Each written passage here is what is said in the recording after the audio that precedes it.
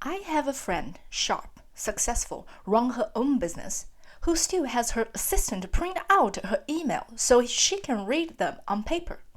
Not because paper is better. She knows it's not. She just isn't going to change. And if you ask her why, she will give you 5 perfect reasonable sound excuses, none of which are real reason. Before you laugh at her though. Think about last time someone showed you a new AI tool. You said, "Oh, that is cool," and then never open it again. Be honest, that's most of us, me included, more than once. So this video isn't about AI, it's about you. And the 5 very human reasons your brain fights you every time you consider trying something new. Once you see them, you can't unsee them. At the end of this video, you will know the 5 real reasons you resist trying new AI tool and what actually do about each one. Welcome and welcome back to my channel. My name is Celine Xu. I help business professionals and organizations make smart decisions about AI and AI adoption, so technology creates real value instead of a risk. Let's dive in. Reason number 1. Your brain is protecting old wins. Your brain doesn't reward correct. It rewards familiar.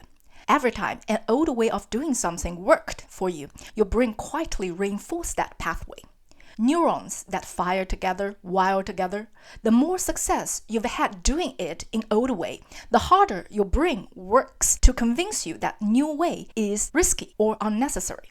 This is why your most experienced colleagues are often the last to try AI, not the first. It is not about stubbornness, it is neurology. They have the most old wing to protect. Here's some uncomfortable part. Trying AI doesn't just mean learning something new. It means unlearning a method that worked. And unlearning is always harder than learning. The fix. Stop trying to argue yourself into it. Try something new. Just run one small task both ways. Old method and AI method. On something low stakes.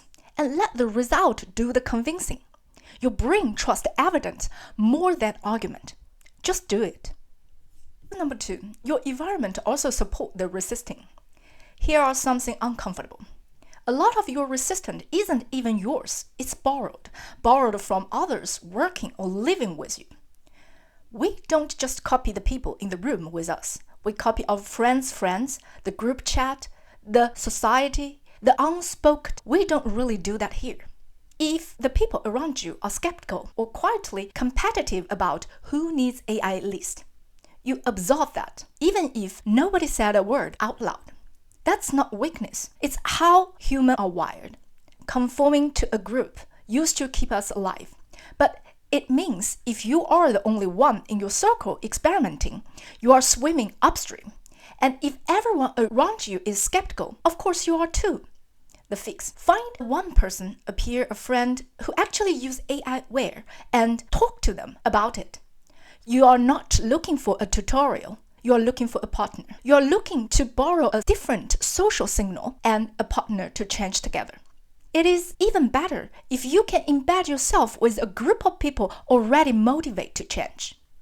Subscribe to my channel and join the community. Reason number 3. The switching cost is real, even when the tool is free. People assume resistance is about money. It's rarely about money. It's loss aversion. We feel a loss roughly twice as strongly as an equivalent gain. So even when AI would genuinely save your time, your brain weights the friction of learning it, the awkwardness of being slow at first, and the energy of changing a habit. That loss feels bigger than the gain, even when the math says otherwise. Add in real switching cost, the workflow you will build, the shortcut you will memorize. And just try it is actually asking you to spend capital you don't feel like spending. The fix. Lower the cost on purpose. Don't overhaul your whole workflow. Pick the smallest, most annoying 5-minute task you do weekly and hand that just one thing to AI. Time box the experiment. Small bets don't trigger loss aversion the way big ones do. Reason number 4. It's about fear. What are you actually afraid of losing? This is the one nobody says out loud. Ask yourself honestly, what am I afraid I will lose it if I actually start using this new tool? The real answer usually has nothing to do with the tool. Maybe it's if I let AI help me decide, and it's wrong. Who's blamed, me or the tool? Maybe it's my value at work is being the fastest, most reliable person at this. What am I if a tool gets faster? Or maybe it's the quiet fear that if these things can already do 60% of my job, what does it do in 2 years? You're not resisting the tool. You might just be protecting your identity, your sense of being indispensable. That's not irrational, that's human. The fix. Name it, even just to yourself, and face it. Admit, I think I'm worried about this make me less essential. Replace it to, this can also empower me, or make a 2.0 version of me. Do not let fear stop you. Reason number 5. Nobody gives you permission to be bad at it first. Last one, and it's the most fixable one. If your first real attempt with AI tool happened under the deadline, in front of someone or critical job, and it gives you one wrong answer, and you never went back, that's not a you problem. Nobody gives you a safe place to be clumsy with it first. You can create one for yourself. We don't expect to be good at a new gym routine on day one. But somehow we expect ourselves to be fluent in a brand new way of working on day one, or adopt a new tool and make it work on day one.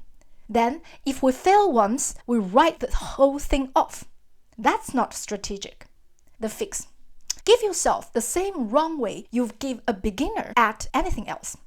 Block 20 minutes, somewhere nobody watching, where the only goal is to be bad at it. Lower the stake, and you'll lower the resistance. It is natural to be slow at the beginning. The important thing is you start to do it.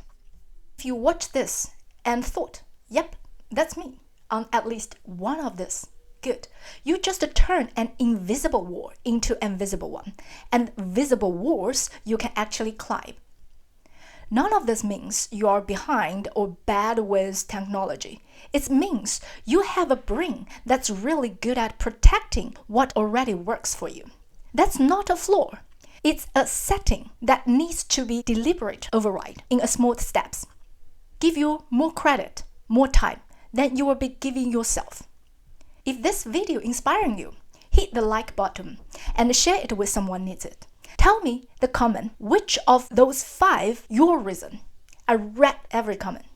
Subscribe to more practical suggestions and let's change together.